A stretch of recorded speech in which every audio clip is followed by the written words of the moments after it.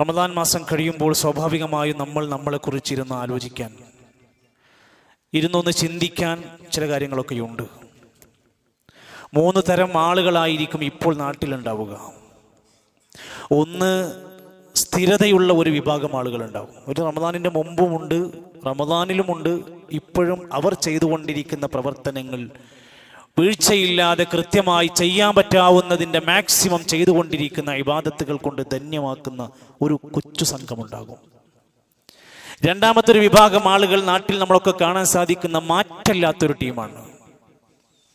റമദാൻ വന്നിട്ടും മാറ്റം വരാത്ത ജീവിതത്തെ മാറ്റിയെടുക്കാത്ത, ചിട്ടകൾ വരാത്ത, ശീലങ്ങൾ നന്നാക്കാത്ത, സംസ്കാരത്തെ ഉടച്ചെടുക്കാത്ത ചില മനുഷ്യരുണ്ട്. വലിയ നാശത്തിൻ്റെ, നഷ്ടത്തിൻ്റെ, പരാജയത്തിൻ്റെ ഒരു സംഘമാണ് ആ ആളുകൾ എന്ന തിരിച്ചറിവ് നമുക്ക് വേണം. മൂന്നാമതൊന്ന്, റമദാനിൽ അവർ നല്ല മനുഷ്യരായിരുന്നു, എന്തെന്നില്ലാത്ത മെച്ചപ്പെട്ട മനുഷ്യർ, ഒരിക്കലും പ്രതീക്ഷിക്കാത്ത നന്മകളിൽ മുന്നിട്ട് വന്നവർ. ചെറുപ്പക്കാരായ ആളുകൾ പോലും രാത്രിയിൽ ഇബാദത്തിൽ മുഴുകിക്കൊണ്ടിരിക്കുന്ന ധന്യമായ കാഴ്ചകൾ. പക്ഷേ അവർ അതേ സമയത്ത് ആ റമദാൻ കഴിഞ്ഞതോടുകൂടെ അവയെല്ലാം മാറ്റിവെച്ചു പോയവർ. ഇവിടെയാണ് നമ്മൾ ഇരുന്ന് ചിന്തിക്കേണ്ടത്, പടച്ച റബ്ബ് നമ്മൾ ഈ കൂട്ടത്തിൽ എവിടെയാണ് നമുക്കിന്ന് സ്ഥാനം തന്നിരിക്കുന്നത്? എൻ്റെ ദറജ ഈ കാറ്റഗറിയിൽ എവിടെയാണെന്ന് നമുക്ക് മാത്രമേ അറിയൂ. നമ്മളെയാണത് ബോധ്യപ്പെടുത്തേണ്ടതും.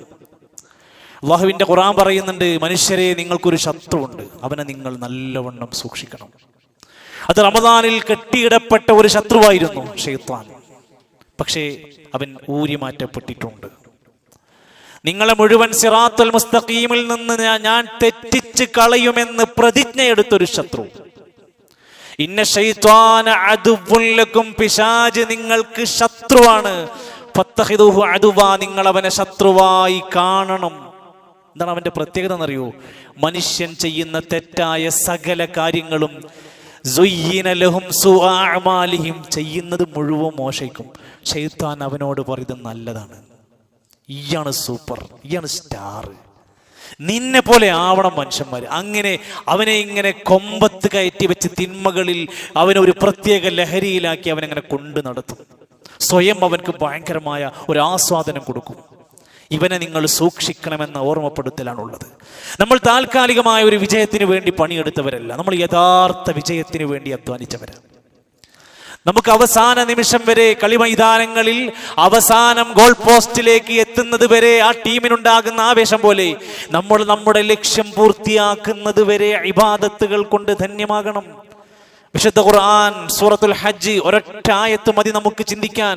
77-ാമത്തെ ആയത്ത് സത്യവിശ്വാസികളെ എന്ന് വിളിച്ചാണ് ഓർമ്മപ്പെടുത്തിയത്. യാ അയ്യുഹല്ലദീന ആമനു, സത്യവിശ്വാസികളെ, ഇർകഊ, നിങ്ങൾ റുകൂഅ് ചെയ്യണം, വസ്ജുദൂ, നിങ്ങൾ സുജൂദ് ചെയ്യണേ, വഅബ്ദൂ റബ്ബക്കും, നിങ്ങൾ നിങ്ങളുടെ റബ്ബിനെ നന്നായി ആരാധനകൾ ചെയ്യണേ, വഫഅലുൽ ഖൈറ, ധാരാളം നന്മകൾ നിങ്ങൾ പ്രവർത്തിക്കണേ, ലഅല്ലക്കും തുഫ്ലിഹൂൻ, എങ്കിൽ നിങ്ങൾ വിജയിച്ചേക്കാം.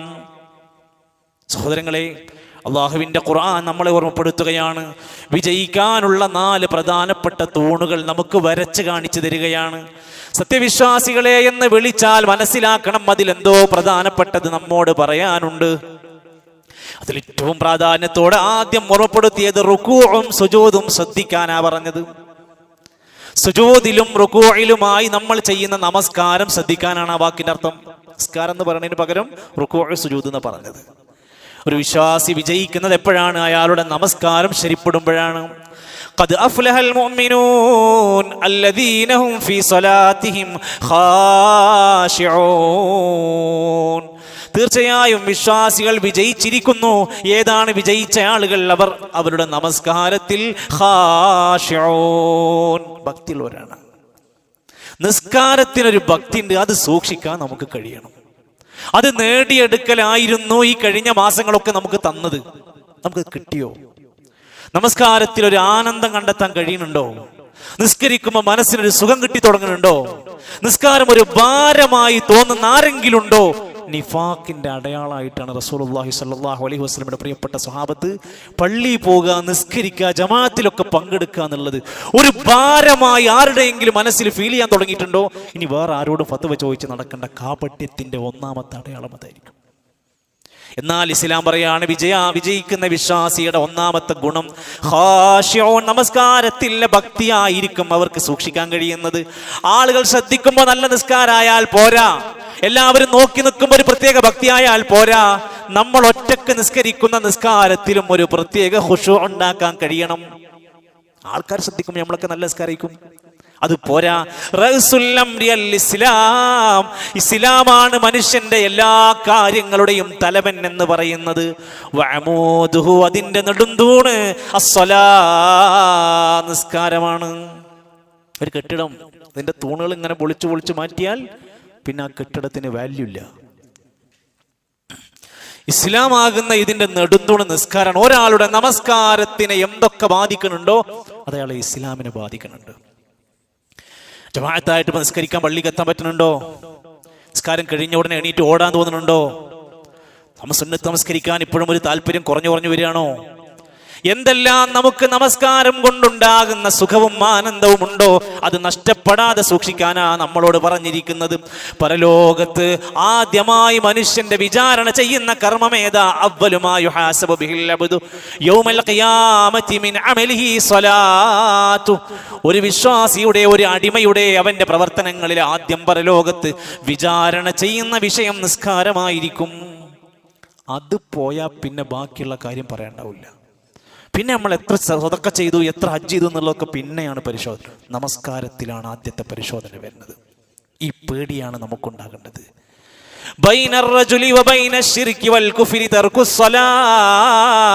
ഒരാൾ ശിർക്കിലും കുഫറിലും അവിശ്വാസത്തിന്റെയും ഇടയിലുള്ള മതിലായി നമസ്കാരം ഉപേക്ഷിക്കലാണ്. ഒരാൾ ശിർക്കിലും കുഫറിലുമാണെന്ന് തെളിയിക്കാനുള്ള മാനദണ്ഡം അതായി മാറും. നിസ്കാരം ഒഴിവാക്കുന്ന സ്വഭാവമുണ്ടോ? അവരേറ്റ് പിന്നെ ഒരു ബന്ധം നമുക്ക് പറ്റൂല. എത്ര അപകടകരമായിട്ടാ പഠിപ്പിച്ചിരിക്കുന്നത്. മൻ തറക സ്വലാത്തുൽ അസ്രി, സ്വലാത്തുൽ അസ്ർ എന്ന നമസ്കാരം, അസ്ർ നമസ്കാരം ഒരാൾ ഉപേക്ഷിച്ചാൽ ഫഖദ് ഹബിത അമലുഹു, അവന്റെ എല്ലാ പ്രവർത്തനങ്ങളും ബാത്തിലായി. അയാളുടെ എല്ലാ പ്രവർത്തനങ്ങളും ബാത്തിലായി. അഖ്റബു മാ യകൂനുൽ അബ്ദു മിൻ റബ്ബിഹി വഹുവ സാജിദുൻ, ഒരു അടിമ റബ്ബിനോട് ഏറ്റവും അടുത്ത് കിടക്കുന്നത് സുജൂദിലാകുന്ന സമയത്താണ്. സഹോദരങ്ങളെ, ഈ നമസ്കാരത്തിന്റെ വിഷയത്തിലായിരുന്നു നമ്മുടെ മുൻഗാമികളൊക്കെ വലിയ താല്പര്യമുള്ള ആളുകളായിരുന്നു. നമസ്കാരം ആസ്വദിക്കുന്ന മനസ്സുണ്ടായിരുന്നു. നമുക്ക് നിങ്ങൾ മഹാനായ അബ്ദുറഹ്മാൻ സലമി റളിയല്ലാഹു അൻഹു രോഗബാധിതനാണ്. ശരീരത്തിൽ ഇങ്ങനെ മരണത്തിൻ്റെതായ സൂചനകൾ ഇങ്ങനെ വന്നു തുടങ്ങിയിട്ടുണ്ട്. കിടക്കുന്നത് ബെഡിലാണ്. ഒരു പക്ഷേ അവസാനത്തെ ശ്വാസമാണോ എന്ന് തോന്നിപ്പോകുന്ന ഒരു വല്ലാത്ത ബേജാറ് കിടക്കുമ്പോഴുണ്ട്. അപ്പോഴാണ് അടുത്ത പള്ളിയിൽ നിന്ന് ബാങ്ക് വിളി കേൾക്കുന്നു. അബ്ദുറഹ്മാൻ സലമി റളിയല്ലാഹു അൻഹു മക്കളെ വിളിച്ചു, ഹയ്യാലസ് സ്വലാഹ് ഹയ്യാലൽ ഫലാഹ്. ഈ വിളി അങ്ങ് കേട്ടപ്പോ മരണക്കിടക്കയിൽ നിന്ന് അബ്ദുറഹ്മാൻ സലമി റളിയല്ലാഹു അൻഹു മക്കളോട് പറഞ്ഞു, മക്കളെ എൻ്റെ കൈയൊന്ന് അങ്ങ് പിടിച്ച് പൊന്തിക്ക്. മക്കൾ തിരിച്ചു വെച്ചു, എവിടുക്കാ ബാപ്പ ഈ വയ്യാത്ത സമയത്ത് പോണ്? ഇല്ല, ആ വിളി കേട്ടിട്ട് ഇവിടെ കിടക്കാൻ പറ്റണില്ല, എനിക്ക് പോകണം. എണീറ്റു, മക്കളെ കൂടെ ചേർന്ന് പള്ളിയിൽ പോയി. മക്കൾ ഒന്നുണ്ടാക്കി കൊടുത്ത് സഫിൽ കിട്ടുന്ന സ്ഥലത്ത് കൊണ്ടുപോയി നിർത്തി നമസ്കാരം ആരംഭിച്ചു. മഗ്രിബായിരുന്നു. ഒന്നാമത്തെ റക്അത്ത് നിസ്കരിച്ചു. രണ്ടാമത്തെ റക്അത്തിന്റെ സുജൂദിൽ നിന്ന് എഴുന്നേൽക്കാതെ ഒരു സൈഡിലേക്ക് ചെരിഞ്ഞു വീണ് മരണപ്പെട്ട സലഫുസ് സാലിഹീങ്ങളിൽ അബ്ദുറഹ്മാൻ സലമിയുടെ പേര് കേൾക്കുമ്പോൾ നമ്മൾ ആലോചിക്കണം, മരിക്കാൻ സമയത്ത് പോലും ആ ബാങ്കുലി ശബ്ദത്തിനെ വിട്ടൊഴിയാൻ പറ്റാത്ത വിധേന അവർ നിസ്കാരത്തെയും ജമാഅത്തിനെയും കണ്ടു. നമ്മളൊക്കെ എത്ര നിസ്സാരായിട്ടാണ്, നമ്മൾ എത്ര ലാഘവത്തിൽ. ഒരു കല്യാണം മതി ഒഴിവാക്കാൻ, ഒരു തക്കാരം മതി, ഒരു ടൂർ മതി, എല്ലാം ഒഴിവാക്കാൻ. മൻ തറക സ്വലാത്തൽ അസ്രി ഫഖദ് ഹബിത അമലു. ഒരു മനുഷ്യൻ അവന്റെ നമസ്കാരം ഉപേക്ഷിക്കുന്ന ഘട്ടം, പ്രത്യേകിച്ച് അസ്റിനെ കുറിച്ചാണ് പഠിപ്പിച്ചത്. മറ്റൊരു റിപ്പോർട്ടിൽ കാണാൻ സാധിക്കും, നബി തങ്ങളുടെ ജീവിതത്തിൽ മക്കക്കാരായ ആളുകൾ ഒരുപാട് പ്രയാസങ്ങൾ ഏൽപ്പിച്ചു. നമുക്കൊക്കെ ഉണ്ടാവും ജീവിതത്തിൽ ബുദ്ധിമുട്ട്. ഗൾഫ് രാജ്യത്തുണ്ടാകുന്ന ആളുകൾ, അവരെ ആശ്രയിച്ച് ജീവിക്കുന്ന നാട്ടുകാർ, കച്ചവടത്തിലും മറ്റും പല രംഗത്തും ബാധിച്ചുകൊണ്ടിരിക്കുന്ന വ്യത്യസ്തങ്ങളായ അവസ്ഥ, ഹോട്ടലുകൾ പൂട്ടിക്കിടക്കുന്ന രംഗം, മറ്റു പല ഭക്ഷ്യവസ്തുക്കൾ ലഭ്യമാകാത്ത അവസ്ഥ, ഡീസലിന് പെട്രോളിന് വില കൂടിക്കൊണ്ടിരിക്കുക. നബി സല്ലല്ലാഹു അലൈഹി വസല്ലം മക്കയിൽ ജീവിച്ചപ്പോൾ ഒരുപാട് പ്രതിസന്ധികൾ ജീവിതത്തിൽ കടന്നു വന്നു. അതിൽ ഏറ്റവും പ്രധാനമായിരുന്നു ശത്രുക്കൾ വല്ലാതെ ആക്ഷേപിക്കുക. വഴക്കിടുക. നബി തങ്ങളെ ശാരീരികമായും മാനസികമായും തളർത്തുന്ന ഒരുപാട് പ്രതിസന്ധികൾ കൊണ്ടുവന്നു. നബി തങ്ങളെ ആശ്വസിപ്പിക്കാൻ വേണ്ടി അള്ളാന്റെ ഖുർആനിൽ സൂറത്തുൽ ഹിജ്റിന്റെ 97-98 ആയത്തിറങ്ങി. വലഖദ് നഅലമു അന്നക യളീഖു സദ്റുക ബിമാ യഖൂലൂൻ. നബിയെ, അവര് പറയുന്നത് നിങ്ങളുടെ ഹൃദയത്തിന് വല്ലാതെ വിഷമമുണ്ടാക്കുന്നുണ്ടല്ലേ, നിങ്ങൾക്ക് വല്ലാതെ പ്രയാസം ഉണ്ടാക്കുന്നുണ്ടല്ലേ. ശരി, എന്താ പരിഹാരം? ഫസബ്ബിഹ് ബിഹംദി റബ്ബിക. നീ താങ്കളുടെ റബ്ബിനെ നന്നായി തസ്ബീഹ് നടത്തുക. വകും മിനസ് സാജിദീൻ. നിങ്ങൾ സുജൂദിലുള്ളവരായി സുജൂദ് ചെയ്യുന്നവരുടെ കൂടെയാവുക. തസ്ബീഹ് ഉണ്ടാവുക, സുജൂദ് പാലിക്കുക, നിസ്കരിക്കുന്നവരായി മാറുക. 5 മിനിറ്റ് നീളമുള്ള ഒരു നിസ്കാരത്തിന് കേവലം ആ സമയത്തേക്കുള്ളതല്ല, നമ്മുടെ ജീവിതത്തെ മൊത്തം വിജയത്തിന് കാരണമാകുന്ന സർട്ടിഫിക്കറ്റ് നൽകുന്ന കാര്യമായിട്ടാണ് നമസ്കാരത്തെ പഠിപ്പിച്ചിരിക്കുന്നത്. അസ്സലാത്തു നൂറുൻ. നിസ്കാരം എന്നതൊരു വലിയ പ്രകാശമാണ്. ഇതൊന്നും അറിയാത്തവരല്ല, ഒരു ഓർമ്മപ്പെടുത്തുക. ഈ ആയത്തിലെ 2ാമത്തെ ഭാഗത്ത് അല്ലാഹു തആല പഠിപ്പിച്ചത് എന്താ? ആരാധനകളിൽ മുഴുകുക. നമസ്കാരമല്ലാത്ത മറ്റു ഇബാദത്തുകളിൽ മുഴുകുക. പടച്ചോ നമ്മളൊക്കെ പടച്ചത് ആ ലക്ഷ്യത്തിലാണ്. വമാ ഖലഖതുൽ ജിന്ന വൽ ഇൻസ ഇല്ലാ ലിയഅ്ബുദൂൻ. മനുഷ്യവർഗത്തെയും ജിന്നുവർഗത്തെയും നാം പടച്ചിട്ടില്ല അവർ അള്ളാഹ്ക്ക് ആരാധന ചെയ്യാനല്ലാതെ. നമ്മൾ അള്ളാഹു ആകുന്ന പ്രപഞ്ചനാഥനെ ആരാധിക്കാനും അവന് കീഴ്പ്പെടാനും വേണ്ടിയാണ് നമ്മൾ വന്നിരിക്കുന്നതെങ്കിൽ നമ്മൾ പഠിക്കണം എന്താണ് അള്ളാഹ്ക്ക് ആരാധന ചെയ്യുക. ശൈഖുൽ ഇസ്ലാം ഇബ്നു തൈമിയ്യ റഹ്മത്തുള്ളാഹി അലൈഹി പറയാണ്, ഒരു കാര്യം ഇബാദത്താകുന്നത് എപ്പോഴാണ്? അല്ല, ഇബാദത്ത് എന്ന് പറഞ്ഞാൽ ഇസ്മുൻ ജാമിഉൻ, അത് മൊത്തത്തിലുള്ള ഒരു പേരാണ്. ലികുല്ലി മാ യുഹിബ്ബുഹുല്ലാഹു വയർളാഹു മിനൽ അഖ്വാൽ. അല്ലാഹ് ഇഷ്ടപ്പെടുന്ന, അല്ലാഹ് തൃപ്തിപ്പെടുന്ന വാക്കുകൾ ഇബാദത്താണ്. ഒരാളോട് അസ്സലാമു അലൈക്കും എന്ന് പറഞ്ഞാൽ അല്ലാഹ്ക്ക് ഇഷ്ടം, അത് ഇബാദത്തിൽ പെടും. അല്ലാഹ് ഇഷ്ടപ്പെടുന്ന പരോക്ഷമായതും പ്രത്യക്ഷമായതുമായ സകല പ്രവർത്തനങ്ങളെയും പെടുത്തുന്നത് ഇബാദത്തിലാണ്. എല്ലാം പെട്ടു. അല്ലാഹ് ഇഷ്ടപ്പെടുന്ന വാക്കുകളും പ്രവർത്തികളും എല്ലാം അതിൽ പെട്ടു. നമസ്കാരം പെട്ടു, സ്വതക്ക പെട്ടു. ഇതൊക്കെ നമുക്ക് കാണാൻ പറ്റുന്ന ലാഹിറായ കാര്യമാണ്. കാണാൻ പറ്റാത്തതായ ബാത്തിനായ ചിലതുണ്ട്. ഹൃദയത്തിനകത്തായിരിക്കും ഉണ്ടാകുക. സ്നേഹം ഒരാൾക്ക് ഉണ്ടാവുക, ഭയം തോന്നുക, നരകത്തെക്കുറിച്ചുള്ള സ്വർഗത്തെക്കുറിച്ചുള്ള പ്രതീക്ഷ ഉണ്ടാവുക. അതൊക്കെ ഇബാദത്താണ്. അതുകൊണ്ട് തന്നെ ഉലമാക്കന്മാർ പറയാറുണ്ട്, 3 കാര്യങ്ങൾ നിന്റെ മനസ്സിലുണ്ടെങ്കിലാണ് ഈമാനോ ഇബാദത്ത് പൂർത്തിയാവുക. 1 കമാലുൽ മഹബ്ബ, അള്ളാഹുവിനോടുള്ള പൂർണ്ണമായ സ്നേഹമുണ്ടാകുമ്പോഴാണ്. എനിക്ക് പടച്ചോൻ ഇതൊക്കെ തന്നു, എന്നെ പടച്ചവൻ അനുഗ്രഹിച്ചു. ആയിരക്കണക്കിന് മനുഷ്യർ രോഗികളായി കിടക്കുമ്പോൾ ഞാൻ എഴുന്നേറ്റ് നടക്കുകയാണ്. എത്രയോ മനുഷ്യർ ജോലിയില്ലാതെ കഷ്ടപ്പെട്ടുകൊണ്ടിരിക്കുകയാണ്, മക്കളില്ലാതെ പ്രയാസപ്പെട്ടാണ്, വീട് പണി നടക്കാതെ ബുദ്ധിമുട്ടുന്നവരുണ്ട്. പടച്ച റബ്ബ് എനിക്കെന്തെല്ലാം നിഅമത്ത് തന്നു എന്ന് ഓർത്ത് അള്ളാഹുവിനോട് സ്നേഹം തോന്നുക എന്നത്, അങ്ങേയറ്റത്തെ സ്നേഹമുണ്ടാവുക എന്നത് ഇബാദത്തിന്റെ ഒരു ഭാഗമാണ്. 2ാമത്തേത് കമാലുൽ ഖൗഫി, പൂർണ്ണമായ അള്ളാഹിനെ കുറിച്ചുള്ള നല്ല പേടി ഉണ്ടാവുക. ഞാൻ എന്തെങ്കിലും ചെയ്താൽ എനിക്ക് പടച്ചോൻ ശിക്ഷ തരും, അള്ളാന്റെ പരലോകം എന്നുള്ളത് സത്യമാണ്. ആ ഭയപ്പാടോടെ നാം ജീവിക്കുന്നത് ഇബാദത്തിൽ പേടിയുണ്ടോ? ഇബാദത്താണ്. വകമാലുർ റജാഇ, പൂർണ്ണമായ പ്രതീക്ഷയുണ്ടാവുക. എൻ്റെ നന്മകൾ പ്രതിഫലം തരും, എനിക്ക് സ്വർഗം ലഭിക്കും എന്നുള്ള പ്രതീക്ഷയുണ്ടാകുമ്പോൾ അത് ഇബാദത്തിന്റെ പ്രധാനമാണ് എന്നർത്ഥം. അതുകൊണ്ട് നമ്മൾ നാവ് കൊണ്ട് സത്യം പറയുന്നതും അള്ളാഹുവിനെ ഒന്ന് ഓർക്കുന്നത് പോലും ഇബാദത്താണ്. തവക്കുലാക്കുന്നത് ഇബാദത്താണ്. അള്ളാഹിനോടുള്ള മഹബത്ത് ഇബാദത്താണ്. വാപ്പാനെ ഉമ്മാനെ സ്നേഹിക്കുന്നത്, പരിഗണിക്കുന്നത് ഇബാദത്താണ്. അയൽവാസികളായ മനുഷ്യരോട് കരുണ കാണിക്കുന്നത് അള്ളാഹിന്റെ പ്രീതി ഉദ്ദേശിച്ചാണെങ്കിൽ അതെല്ലാം ഇബാദത്താണ്. നമ്മുടെ കുടുംബം നോക്കാൻ, ദീനിയായി ജീവിക്കാൻ കച്ചവടം ചെയ്യുന്നത് ഇബാദത്തായി മാറും. നമ്മൾ ചെയ്യുന്ന ജോലി അള്ളാഹുവിന്റെ ഇഷ്ടപ്പെട്ട മാർഗത്തിലാണെങ്കിൽ അത് ഇബാദത്തായി മാറുകയാണ്. അതുകൊണ്ട് മനുഷ്യൻ അവന്റെ ജീവിതത്തിൽ സമാധാനം കണ്ടെത്താൻ ആഗ്രഹിക്കുന്നുണ്ടോ? അലാ ബിദിക്രില്ലാഹി തത്മഇന്നുൽ ഖുലൂബ്, അള്ളാഹുവിനെ കുറിച്ചുള്ള സ്മരണ കൊണ്ട് നിങ്ങളുടെ ഹൃദയങ്ങൾക്ക് സമാധാനം കണ്ടെത്താൻ കഴിയുള്ളൂ. എന്ത് കാര്യത്തിലും അള്ളാഹുവിനെ സ്മരിക്കുന്ന ഒരു മനസ്സിന്റെ ഉടമയായി മാറാം. ഇബാദത്തുകൾ സജ്ജമാക്കാം. 3ാമത് ഈ ആയത്തിൽ പറഞ്ഞിരിക്കുന്നത് വഫഅലുൽ ഖൈറ, നിങ്ങൾ ധാരാളം നന്മകൾ പ്രവർത്തിക്കുക. ആ നന്മയിൽ ഉലമാക്കന്മാർ എണ്ണി പറഞ്ഞത് മറ്റുള്ളവർക്ക് ഉപകരിക്കുന്ന ഒരുപാട് നന്മകൾ. നാം മരിച്ചാലും നമ്മളെ ഓർമ്മിക്കാൻ പറ്റാവുന്ന, നാട്ടിൽ ഉപകരിക്കുന്ന നന്മ ചെയ്യുന്നവരായി നമ്മൾ മാറണം. ഇന്ന് നമ്മുടെ നാട്ടിൽ ആ പഴയകാല പ്രൗഢി നഷ്ടപ്പെട്ടുകൊണ്ടിരിക്കുന്ന വിധേന ധൂർത്തിൻ്റെയും പൊങ്ങച്ചത്തിൻ്റെയും ഒക്കെ ആഘോഷങ്ങളും ഭ്രമങ്ങളുമായി വിഹരിച്ചിരുന്ന ഒരവസ്ഥയിൽ നിന്ന് നമ്മുടെ വീടുകളിലേക്ക് പഴയ ദാരിദ്ര്യത്തിൻ്റെ ചില സൂചനകൾ കടന്നു വരികയാണ്. ഭയപ്പെടുത്തുകയല്ല, ആർക്കും വാർത്ത വായിക്കുന്നവർക്ക് തിരിച്ചറിയാൻ കഴിയും. ഒരു വേള അറബ് രാജ്യങ്ങളിൽ മഴ ശക്തമായി കൊണ്ടിരിക്കുന്നുണ്ട്, അതിനപ്പുറത്ത് മിസൈൽ ആക്രമണങ്ങൾ നടന്നുകൊണ്ടിരിക്കുന്നുണ്ട്, ചൂടേറിയ ചർച്ചകൾ നടക്കുന്നുണ്ട്. പലയിടങ്ങളിലും പല വീടുകളിലും ജോലി നഷ്ടപ്പെട്ട് തിരിച്ചു വന്നവർ വരെ ഉണ്ട്. തൽക്കാലം നാട്ടിൽ പോയിക്കോളൂ എന്ന് പറഞ്ഞ് കയറ്റി അയച്ചവരുണ്ട്. പുറത്തിറങ്ങി മാന്യമായി ബിസിനസ് നടക്കാത്തത് കൊണ്ട് വീട്ടിൽ റൂമിൽ നിന്ന് ഇറങ്ങാൻ കഴിയാതെ പോകുന്നവരുണ്ട്. കഴിഞ്ഞ മാസങ്ങളിൽ ശമ്പളം ലഭിക്കാതെ പോയവരുണ്ട്. ഞാൻ പറഞ്ഞു വന്നത്, കഷ്ടപ്പെടുന്ന മനുഷ്യരുടെ കഷ്ടപ്പാടുകളെ സഹായിക്കാനുള്ള മനസ്സുണ്ടെങ്കിലേ നമ്മൾ വിജയിക്കുള്ളൂ എന്ന് ഈ ആഴ്ച അല്ലാഹുവിന്റെ ഖുർആൻ പറഞ്ഞു, വഹ്സിനൂ ഇന്നല്ലാഹ യുഹിബ്ബുൽ മുഹ്സിനീൻ.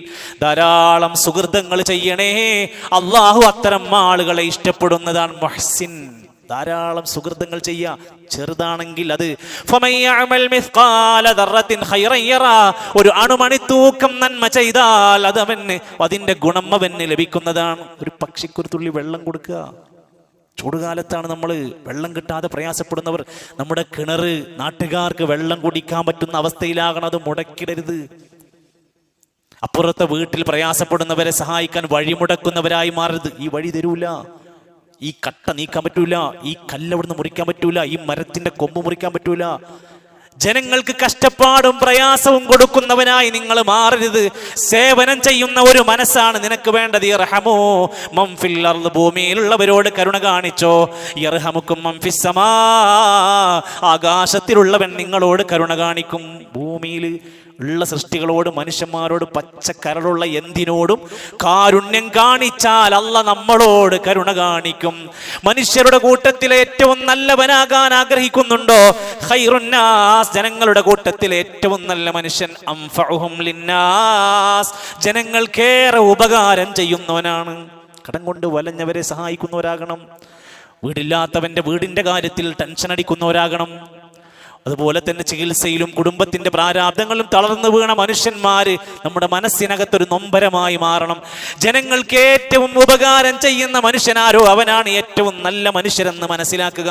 ഒരു പുഞ്ചിരി പോലും സ്വതക്കയാണെന്ന് പഠിപ്പിച്ചു.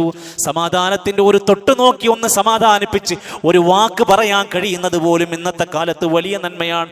ഒരാളുടെ സങ്കടങ്ങൾ, വിഷമങ്ങൾ, വേദനകൾ കേൾക്കാനുള്ള ഒരു മനസ്സുണ്ടെങ്കിൽ അതുപോലും ഇന്ന് പുണ്യമാണെന്ന് തിരിച്ചറിവുണ്ടാവണം. ഒരാളെയും ഉപദ്രവിക്കുന്നവരായി മാറാനല്ല, നമ്മൾ ജയിക്കാൻ വേണ്ടിയാണ്. ലഅല്ലക്കും തുഫ്ലിഹൂൻ, എങ്കിൽ നിങ്ങൾക്ക് വിജയിക്കാം. ആ വിജയമേതാ? താൽക്കാലിക വിജയമല്ല, നാളെ പരലോകത്തെ പൂർണ്ണമായ സന്തോഷത്തിന്റെ, സ്വർഗത്തിന്റെ ലോകം തുറക്കപ്പെടുന്ന യഥാർത്ഥ സന്തോഷ വിജയം നേടാൻ ഈ മാർഗം നമ്മൾ സ്വീകരിച്ച് മുന്നോട്ട് പോവുകയാണ് അല്ലാഹു തആല നമ്മെ പഠിപ്പിച്ചത്. പടച്ചറബ് ഇഷ്ടപ്പെടുന്ന വിജയികളിൽ നമ്മെ എല്ലാം ഉൾപ്പെടുത്തി അനുഗ്രഹിക്കുമാറാകട്ടെ.